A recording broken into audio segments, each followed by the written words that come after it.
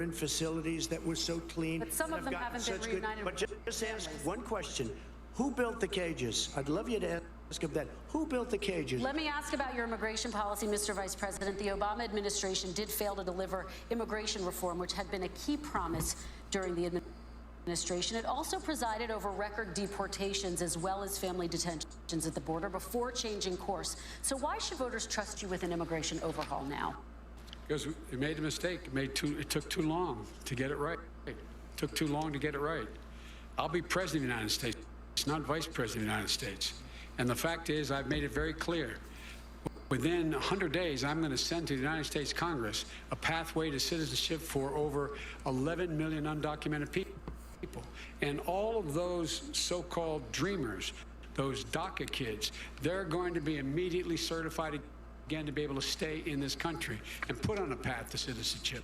The idea that they are being sent home by this guy, and they want to do that, is they're going to a country they've never seen before. I can imagine you're 5 years old, your parents are taking you across the Rio Grande River, and it's illegal. And you say, oh, no, Mom, leave me here. I'm not going to go with you. They've been here. Many of them are model citizens. Over 20,000 of them are first responders out there taking care of people during this crisis. We owe them. We owe them. President, he had 8 years to do what he said he was going to do. And I've changed without having a specific. We got rid of catch and release. We got rid of a lot of horrible things that they put in and that they lived with. But he had 8 years he was vice president. He did nothing except build cages to keep children in. Vice President Biden, your response. The catch and release, you know what he's talking about there? If in fact you had a family came across and they were arrested, they in fact were given a date to show up for their hearing. They were released, and guess what? They showed up for a hearing. And this is the first president in the history of the United States of America that anybody seeking asylum has to do it in another country. That's never happened before in America. That's never happened before in America. You come to the United States and you make your case that I seek asylum based on the following premise: why I deserve it under American law. They're sitting in squalor on the other side of the river. President Trump, your response, so 30 important. seconds, and then we'll move It just shows that he has no understanding of immigration or the laws. Catch and release is a disaster. A murderer would come in, a rapist would come in, a very bad person would come in. We would take their name. We have to release them into our country. And then you say they come back. Less than 1% of the people come back. We have to send ICE out and Border Patrol out to find them. We would say, come back in 2 years, 3 years. We're going to give you a court case. You need Perry Mason. We're going to give you a court case. You need Perry when you Mason. say they come back, they don't come back, always Joe. slides They some extra never shit in come there. back. Only the really, I hate to say this, but those with the lowest IQ, they might come back. Okay. Okay, President Very, Trump, let's very give few. Vice President Biden a chance to respond, and then we're going to move on to the You next don't know section. the law, Joe. Vice President Biden, your response. Know the law, what he's telling you is simply not true. Well, check it out. They don't come back. Check it out. All right, let's move But we on don't have to to the worry next about it because they section. terminated it, so we don't have to worry about Let's it. move on to the next And you have section. 525 kids not knowing where in God's name they're going to be and lost their parents. Go ahead. All right, let's talk about our next section, which is race in America.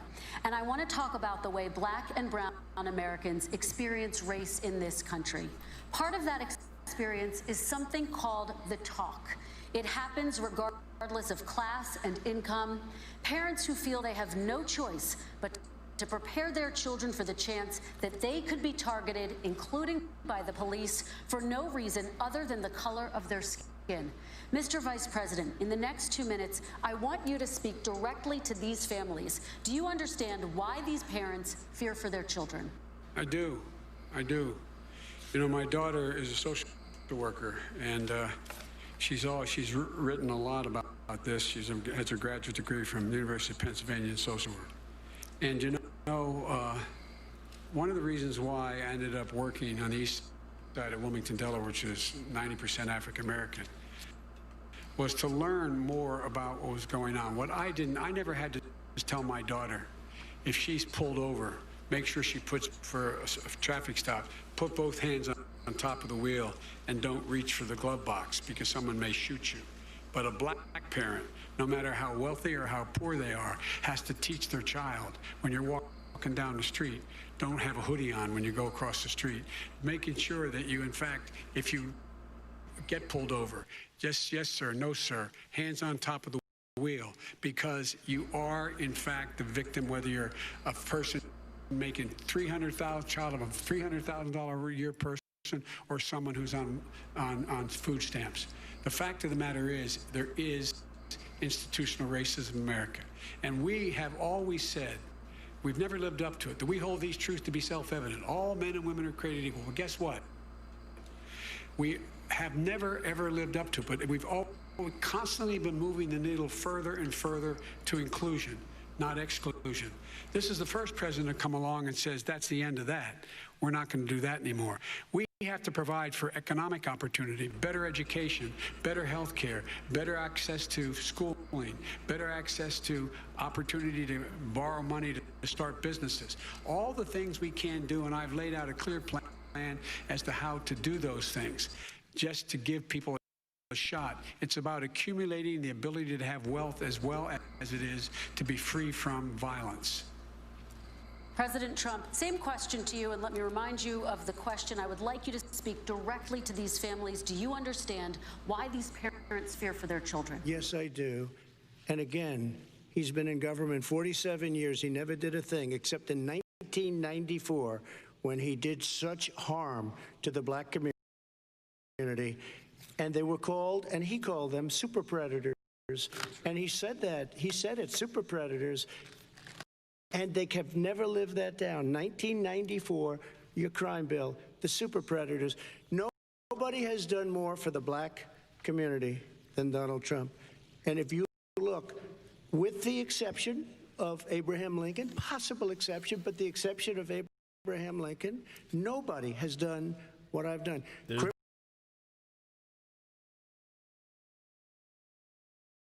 Justice reform. Obama and Joe didn't do it. I don't even think they tried because they had no chance at doing it. They might have wanted to do it, but if you had to see the arms I had to twist to get that done, it was not a pretty picture, and everybody knows it, including some very liberal people that cried in my office. They cried in the Oval Office.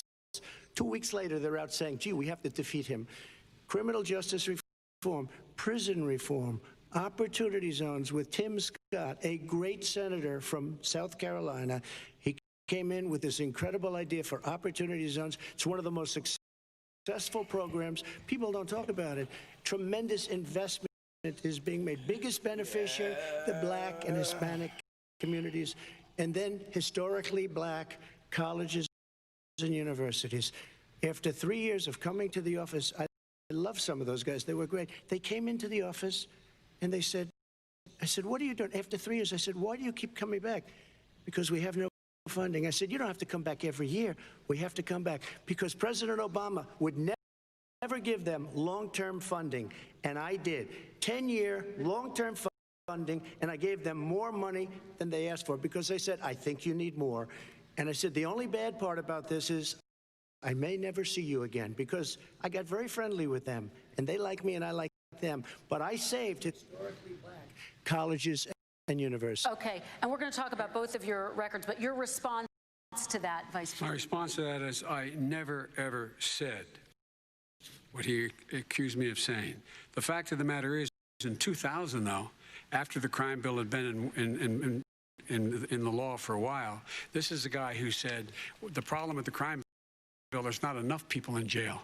There's not enough people in jail. And go on my website, get the quote, the date when he said it. Not enough people. He talked about marauding gangs, young gangs, and the people who are going to maraud our cities. This is a guy who in the Central Park five innocent black kids, he continued to push for making sure that they got the death penalty. None of them were guilty of the crimes they were suggested. Look, and talk about granted, he did in fact let 20 people, he commuted 20 people's sentences. We commuted over 1,000 people's sentences.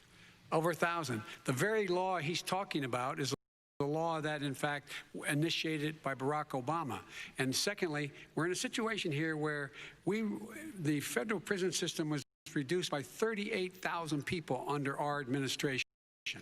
And one of these things we should be doing, there should be no minimum mandatories in the law. That's why I'm offering $20 billion to states to change their state laws to eliminate minimum mandatories and set up drug courts. No one should be going to jail because they have a drug problem. They should be going to rehabilitation, not to jail. We should fundamentally change the system, and that's what I'm going to do. But why didn't he do it 4 years ago? Why didn't you do that 4 years ago, even less than that? Why didn't you do it? You were vice president. You keep talking about all these things you're going to do, and you're going to do this, but you were there just a short time ago, and you guys did nothing. We did. You know, Joe, I ran because of you. I ran because of Barack Obama, because you did a poor job. If I thought you did a good job, I would have never run. I would have never run. I ran because of you. I'm looking at you now. You're a politician. I ran because of you. All right, Vice President Biden, your response to that, and then I do have some questions for both of you. Well, I tell you what, I hope he does look at me, because what's happening here is, you know who I am, you know who he is. You know his character, you know my character. You know our reputations for honor and telling the truth. I am anxious to have this race. I am anxious to see this take place. The character of the country is on the ballot. Our character is on the ballot. Look at us closely. Let me ask some follow-up. Please respond, and then we're going to have Stuff is true about Russia, Ukraine, China, other countries, Iraq. If this is true, then he's a corrupt politician. All right. So don't give me the stuff about how you're this innocent baby. Joe, they're calling you a corrupt politician. Nobody. President Trump, I want to stay on the issue of race. We're talking about the issue. From hell. President Trump, Nobody. we're talking about race right now, and I do want to stay on the issue of race. President Trump, And I have to respond to that. Please, because look, very there are 50 former national intelligence folks who said unintentionally that what this he's accusing me of is a Russian plant. They have said that this has all the I'm just kind of scared five for former heads of the CIA. Joe Biden, like, both why he got parties 4 say what headlines he's on his saying is temple. a bunch I've of never in my garbage. whole 32 Nobody years believes of it except living seen that. his and his good friend Rudy Giuliani. You mean the laptop is now another Russia hoax? That's exactly what. Is this that's where you're exactly Look at him. what- This is where he's going. His The temple's laptop wrinkling. Is Russia, Gentlemen, Russia? I want to stay on the issue of race. You okay? have to be kidding. Here we go again President, with Russia. We're going to continue on the issue of race. Mr. President, you've described the Black Lives Matter movement as a symbol of hate. You've shared a video of a man chanting white power to millions of your supporters. You've said that black professional athletes exercising their First Amendment rights should be fired. What do you say to Americans who say that kind of language from a president is contributing to a climate of hate and racial strife? Well, you have to understand, the first time I ever heard of Black Lives Matter, they were chanting pigs in a blanket, talking about police. Pigs, talking about our police. I said, that's a horrible thing. And they were marching down the street. And that was my first glimpse of Black Lives Matter. I thought it was a terrible thing. As far as my relationships with all people, I think I have great relationships with all people. I am the least racist person in this room. Well, what do you say to Americans who are concerned by that rhetoric? I don't know. and by I mean, I the don't know videos? what to say. I got criminal justice reform done, and prison reform, and opportunity zones. I took care of black colleges and universities. I don't know what to say. They can say anything. I mean, they can say anything. It makes me sad, because I am the least racist person. I can't even see the audience because it's so dark, but I don't care who's in the audience. I'm the least racist person in this room. Okay, Vice President Biden, let me ask you very quickly, and then I have a follow-up question for you. Abraham Lincoln here is one of the most racist presidents we've had in modern history. He pours fuel on every single racist fire, every single one. Started off his campaign coming down the escalator saying he's going to get rid of those Mexican rapists. He's banned Muslims because they're Muslims. He has moved around and made everything worse across the board. He says about the poor boys, last time we were on stage here, he said, I told them to stand down and stand ready. Come on. This guy is a dog whistle about as big as a foghorn. President Trump, I'm going to give you 10 seconds to respond, and then I have a follow-up. He made a reference to Abraham Lincoln. Where did that come in? I mean, You said where you're did that- Abraham No, Lincoln. where did that? No. You said- I said not since Abraham Lincoln has anybody done what I've done for the black community. And I'm I saying, didn't say I'm Abraham Lincoln. I said not since Abraham Lincoln has anybody done what I've done for the black community. Now, you have done nothing other than the crime bill, which put oh, God. tens of thousands, mostly, in jail.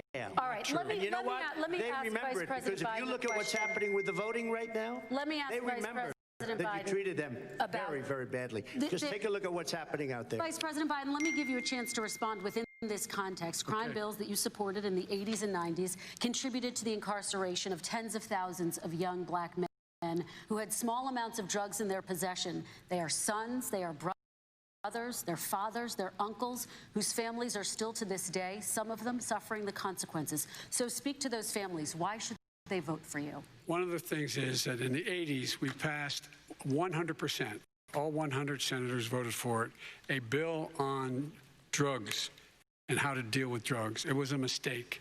I've been trying to change it since then, particularly the portion on cocaine. That's why I've been arguing that, in fact, we should not send anyone to jail for a pure drug offense. They should be going into treatment across the board. That's what we should be spending money on. That's why I set up drug courts, which were never funded by our Republican friends. They should not be going to jail for a drug or an alcohol problem. They should be going into treatment. That's what we've been trying to do. That's what I'm going to get done, because I think maybe the American people have now seen that, in fact, it was a mistake to pass. We're not in the crime bill. But why didn't he get it done? See, it's all talk, no action with these politicians. Why didn't he get it done? That's what I'm going to do when I become president. You were vice president along with Obama as your president, your leader, for 8 years. Why didn't you get it done? You had 8 years to get it done. Now you're saying you're going to get it done because you're all talk and no action, Jim. We got a lot of it done. We released 38,000. We got 38,000 prisoners left from the. You got nothing done. 38,000 prisoners were released from federal prison. There were over 1,000 people who were given clemency. We have legislation saying we could look at pattern and practice of police departments and what they were doing, how they were conducting themselves. I could go on, but we began the process. We lost an election. That's why I'm running, to win back that election and change his terrible policy. I just asked one question. Why didn't you do it in the 8 years, a short time ago? Why didn't you do it? You just said, I'm going to do that, I'm going to do this. You put tens of thousands of mostly black young men in prison. Now you're saying you're going to get it done. You had 8 years with Obama. You know why, Joe? Because you're all talk and no action. All right, Vice President Biden, and then we're going to move on to the next section. We had a Republican Congress. That's the answer. Well, you got to talk them into it, Joe. Sometimes you got to talk them into it. We're going to move on to our next section. Like I did with criminal justice reform. I had to talk Democrats into it. Gentlemen, we're running out of time, so we got to get on to climate change, please. You both have very different visions on climate change. President Trump, you say that environmental regulations have hurt jobs in the energy sector. Vice President Biden, you have said you see addressing climate change as an opportunity to create new jobs. For each of you, how would you both combat climate change and support job growth at the same time? Starting with you, President Trump, you have... we have the Trillion Trees program. We have so many different programs. I do love the environment, but what I want is the cleanest, crystal clear water. This is the loud voice right here. I hate this voice. We have the best lowest number in carbon emissions, which is a big standard that I notice Obama goes with all the time. Not Joe. I haven't heard Joe use the term because I'm not sure he knows what it represents or means, but I have heard Obama use it. Everybody got that voice when they lie. The best carbon emission numbers that we've had in 35 years under this administration. We are working so well with industry, but here's what we can't do. Look at China, how filthy it is. Look at Russia. Look at India. It's filthy. The air is filthy. Us out because we were going to have to spend trillions of dollars, and we were treated very unfairly. When they put us in there, they did us a great disservice. They were going to take away our businesses. I will not sacrifice tens of millions of jobs, thousands and thousands of companies because of the Paris Accord. It was so unfair. China doesn't kick in until 2030. Russia goes back to a low standard, and we kicked in right away. It would have destroyed our businesses. So, you ready? We have done an incredible job environmentally. We have the cleanest air, the cleanest water, and the best carbon in many, many years. Vice Because we President was locked up. We couldn't go nowhere. Vice President Biden, 2 minutes to you, uninterrupted. Climate change is an existential threat to humanity. We have a moral obligation to deal with it. And we're told by all the leading scientists in the world we don't have much time. We're going to pass the point of no return within the next 8 to 10 years. 4 more years of this man eliminating all the regulations that were put in by us to clean up the climate, to limit limited emissions will put us in a position where we're going to be in real trouble. Here's where we have a great opportunity. I was able to get both all the environmental organizations as well as labor, the people worried about jobs, plan, because what it does, it will create millions of new good-paying jobs. We're going to invest in, for example, 50,000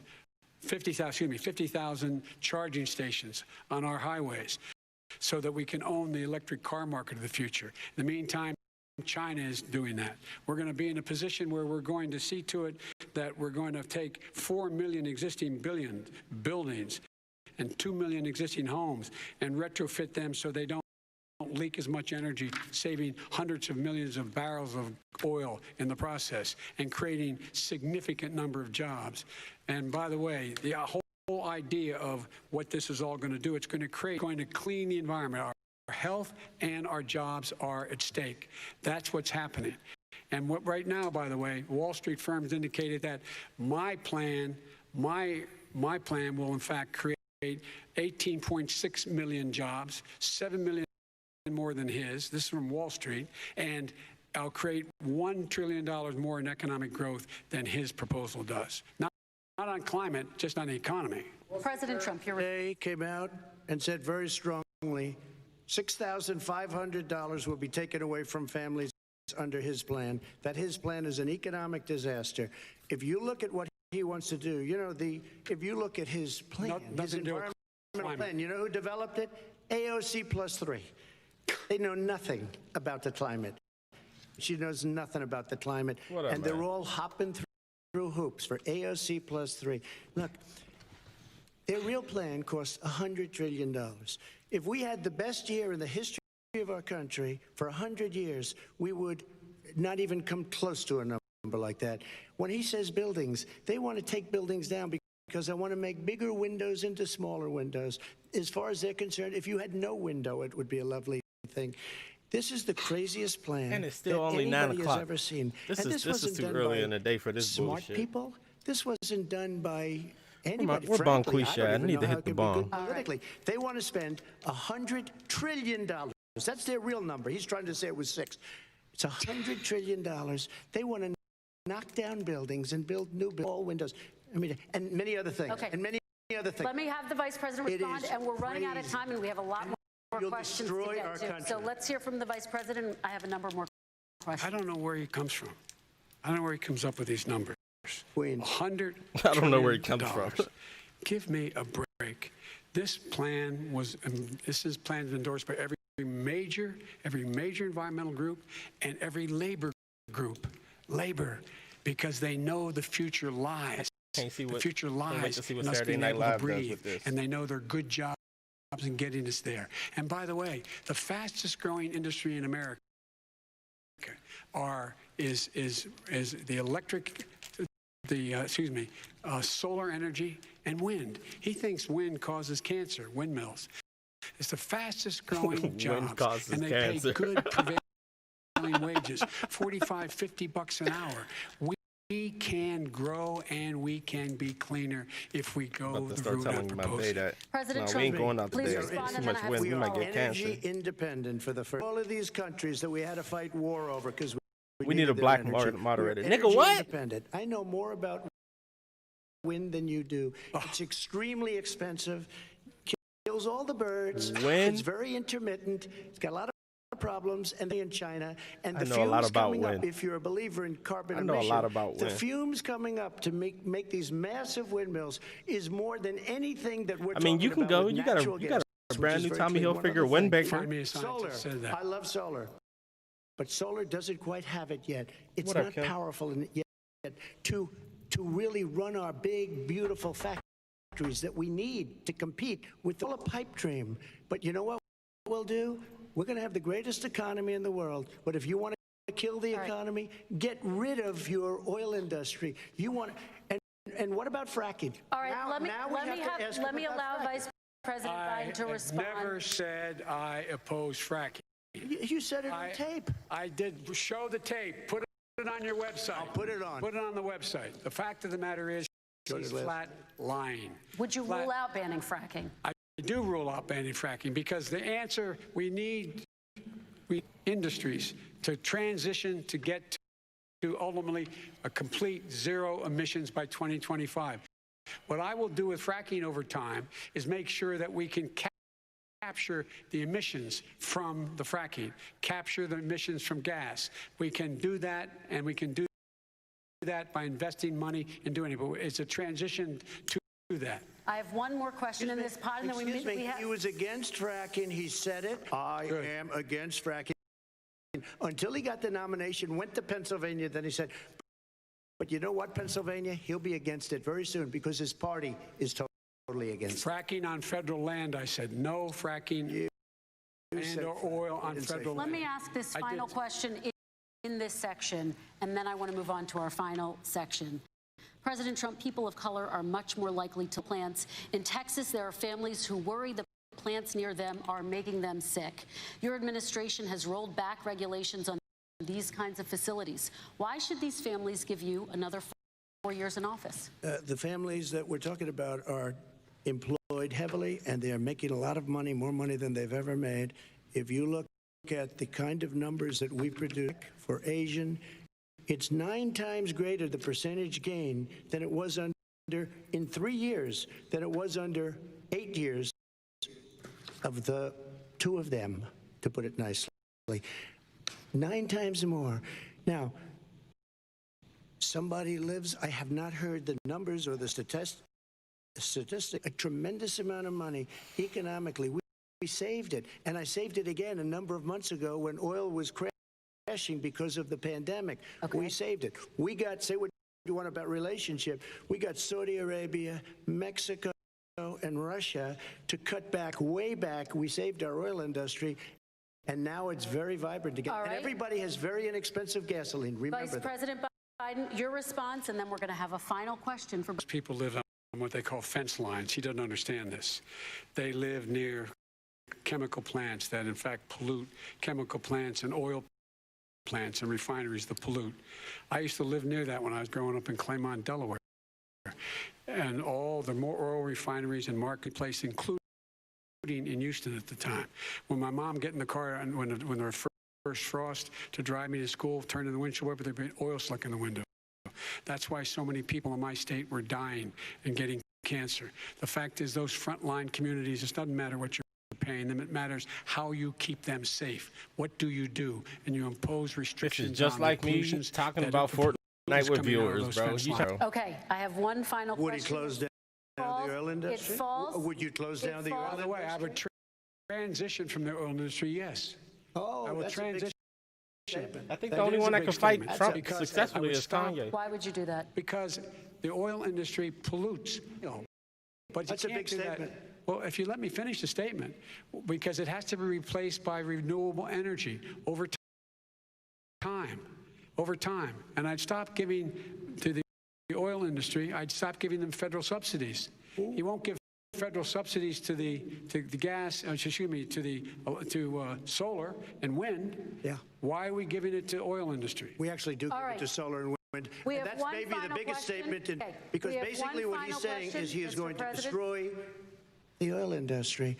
Will you remember that, Texas? Will you Okay. remember I'm that, not voting for a Pennsylvania, president until I see a Oklahoma? mustache, President Biden, bro. let me give you 10 seconds Sick of to these respond. faceless I have to hair, get to the final these question. Vice President Biden. no hair hole Takes everything Jay-Z out of ass context, but the goddamn point president, is, bro. look, I'm we not have to voting move until I toward see some goddamn. the first place to do These that by the year motherfuckers out here 2035 is with in these energy pussy production. lips. By 2050, totally. All right. One Is he final gonna get question China to to do both. it? No, we're finished with Is this. he We going have to to get move on China to to our do it? final question. We No, have to I'm move going on to to our final rejoin Paris question. Accord and make China abide by what they agreed to. All right, That'll this cost you is $1 about trillion. leadership, gentlemen. And this first question does go to you, President Trump. Imagine this is your inauguration day. What will you say in your address to Americans who voting, did bro. not vote for you? You'll each have 1 minute, starting with you, Mr. We have to make our country totally successful as it was prior to the plague coming in from China. Now we're rebuilding it, and we're doing record numbers, 11.4 million jobs in a short period of time, et cetera. But I will tell you, go back. Before the plague came in, just before, I was getting calls from people that were not normally people that would call me. They wanted to get together. We had the best black unemployment numbers in the history of our country. Hispanic, women, Asian, people with diplomas, with no diplomas, MIT graduates, #1 in the class. Everybody had the best numbers. And you know what? The other side wanted to get together. They wanted to unify. Success is going to bring us together.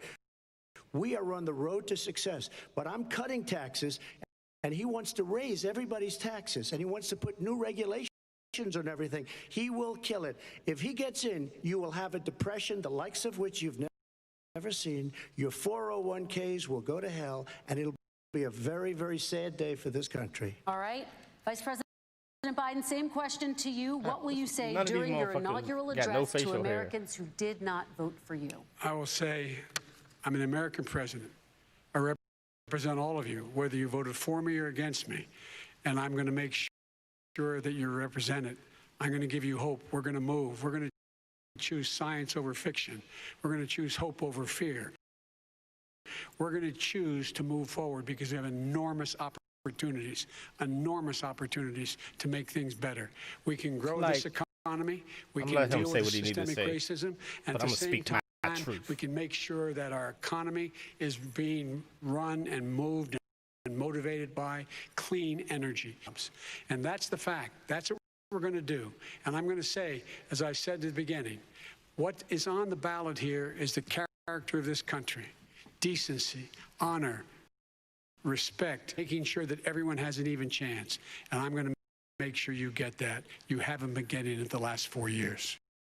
All right. I want to thank you both for a very robust hour and a half, a fantastic debate. Really appreciate it. President Trump, former Vice President Joe Biden, thank you to Belmont University for hosting us tonight. And most importantly, thank you to those watching tonight. Election Day is November 3rd. 1.3 million Don't watching. forget to vote.